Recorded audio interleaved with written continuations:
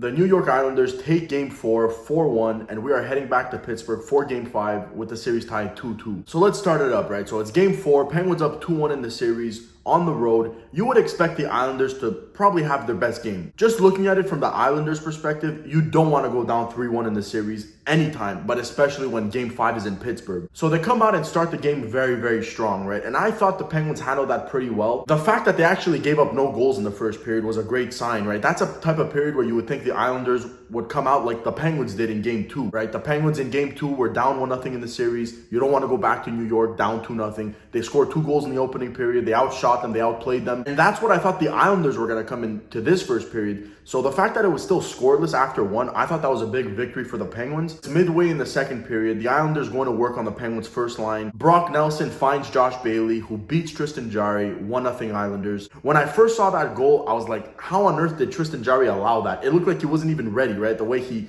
positioned himself. But then they show the replay, and it's actually Chris Letang who's pushing a player into Tristan Jarry. So that's not his fault at all. Tristan Jarry had nothing he could do on that play. And obviously, you want your defenseman to pick up the forwards in front of the net, but not cross-check them into your goalie. Usually, you should be cross-checking them outside of your goalie, outside of the crease, but not screwing your goalie for making the save. Then 5 minutes later, it's Oliver Wahlstrom coming down the wing, takes a shot, big rebound by Tristan Jarry, but that's not really the problem here. It's Ryan Pollock who comes in with a slapper, which was actually supposed to probably miss the net. It's actually one of the Penguins who it goes off of and beating Tristan Jarry in the 5-hole. That's another goal where Tristan Jarry has no chance. How do you even expect it to go off your own defenseman, right? So now it's 2-0 Islanders. Towards the end of the second period, it's Evgeny Malkin with a weak tripping call on Oliver Wahlstrom. And that was Evgeny Malkin's third penalty of the game, and we're not even at the third period yet. And just at that point, you already know what kind of game you're getting from Evgeny Malkin. You're either getting Malkin dominating you on the score sheet game or Malkin dominating you in the penalties game. And that's the type of game we got from Gino. Just unacceptable. You shouldn't be taking that many penalties in a playoff game. But maybe it was needed, right? Maybe you want Malkin to have a game like that to really wake up in games 5, 6, 7, right? Maybe, just maybe, he uses this, because it was a bad game. He uses it as motivation to come home, in front of the fans for Game 5 and completely goes off. So I'm not going to completely, just shit on Malkin. You got to give him a chance to redeem himself. His Game 3 wasn't bad at all. Very weak Game 4, but you know what? We're back home. Series is tied 2-2. He can easily take over and steal a game or even the series. We've seen it done before by him. So, of course, I'm not the happiest at Malkin right now. I'm sure the entire fan base is pissed at Malkin. But all I'm going to say is let's wait and see what he does with it. But anyways, this penalty could have easily killed the Penguins. Now it's 2-0 Islanders, right? At the very end of the second period, if the Islanders score here, it's over. 3-0, you're not coming back. The Penguins do a great job of killing it off. Tristan Jarry with a pretty much buzzer beater, great save at the very end. And that when I saw that save, I'm like, okay, it gives the Penguins some sort of life. Because coming down from 2-0 isn't the end of the world. You could come back. It's going to be very tough, especially versus this Barry Trotz coached Islanders team. So the third period starts. You would hope for an early goal. Then you have all the life. But instead, the Penguins take 3 penalties in that entire period. How do you expect to score 2 goals on a very good defensive team when you're spending 6 total minutes killing penalties and hoping you kill them off, right? Hoping you kill them off. And in this case, they didn't kill them off. The Islanders scored both their goals, 3-0 and 4-0 on the power play. And the third Islanders goal, that's another own goal. Teddy Bluger putting it in his own net. And, you can't even blame Teddy Bluger. Plays like that happen. This, how I look at it, it just wasn't the Penguins game, right? Everything went wrong. Obviously, their play didn't help the situation. They didn't play good at all. But their luck was also not there, right? Just looking at that third goal, Teddy Bluger could do nothing about it. It happens, right? Can't really blame the guy. And you certainly can't blame Tristan Jarry for that goal. And by then, I viewed it as the Penguins stopped trying. Just look at that fourth goal on the power play again. But, right, you leave Jordan Eberle all alone in front. How is Tristan Jarry going to stop that? In my opinion, none of the goals were his fault. So the story of the game, bad, terrible penalties costing them.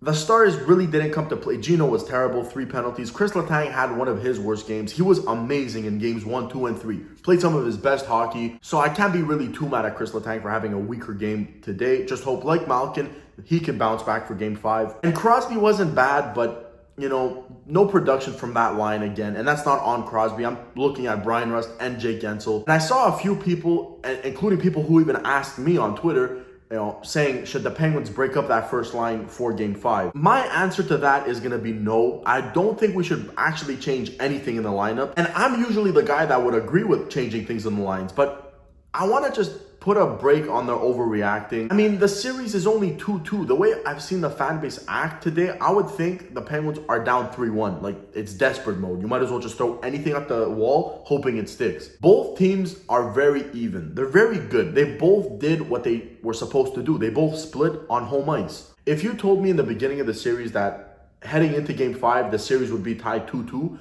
I would actually be like, thank God we didn't get swept this time. All joking aside, the Penguins aren't in a bad spot right now. It's 2-2, and it's a best-of-3 series, and you have 2 of the games on home ice. And I want to mention something about this Penguins team. They're very resilient. They're very good at bouncing back. I've even mentioned this throughout the regular season, right? They have a bad loss, they answer it with a win. That's one thing I want to give credit to Mike Sullivan. He really knows how to get these guys going after a tough loss. Like, just erase it, let's go and move forward. And you know what you need to do to win this series. You know what you did wrong in Game 4. So to answer any questions, no, I don't think you should break up any lines. You just lost one game. But I do think if they're going to win this series in Game 5, 6, or even 7, if it goes that far, that Crosby line is going to have to dominate for at least just one game. That's all I need. One game where they take over, either score a big goal or a couple big goals. That Crosby line has been dominant for so long. All season long, they've been dominant. So you got to stick with it, and it's going to come through. And if it doesn't, if the Penguins lose next game, then in my opinion, you can maybe look at potentially changing some lines, maybe reunite Malkin, Gensel, and Rust. And the Penguins all season long and so far in these playoffs have played very well on home ice. So to give a little recap, you got to play a complete bounce back game. You need a better Malkin. Pretty much what we saw in Game 4, we need the opposite. No stupid penalties. We need you to, even if he doesn't get any points, he needs to be a dominant force. No complaints on the bottom 6. It would be nice to get some production from the Crosby line. Tighten up defensively, and if Tristan Jarry has a Game 2 type of game in the next one, I really like the Penguins' chances. It's all going to come down to him, to be honest. If we get Game 1 Tristan Jarry, I think we lose the series. If we get Game 2 Tristan Jarry, I think they could take it and move on to the next round. That's pretty much it. You just got to have a little faith in the team, right? They've come through all season long. They've, pretty much exceeded all sorts of expectations. They're not in a bad spot at all. So I feel like we are overreacting a little bit. I'm feeling a bit of a panic from the fan base. So I would say relax a little bit. It is playoff hockey. It is stressful. If the Penguins lose next game, then I tell you, you know what? You're right. Panic, overreact. But right now, no need. Let's chill a little bit. It's 2-2. I'll walk and change at the next game, right? If they win, they're in a great spot. They lose, not so good spot. So that's pretty much for this one. I want to hear your comments on this one. What do you think went wrong for the Penguins? And what can they do to fix it for Game 5? And that's a game I'm very excited for. And as always, thank you for watching. I'll catch you in the next one.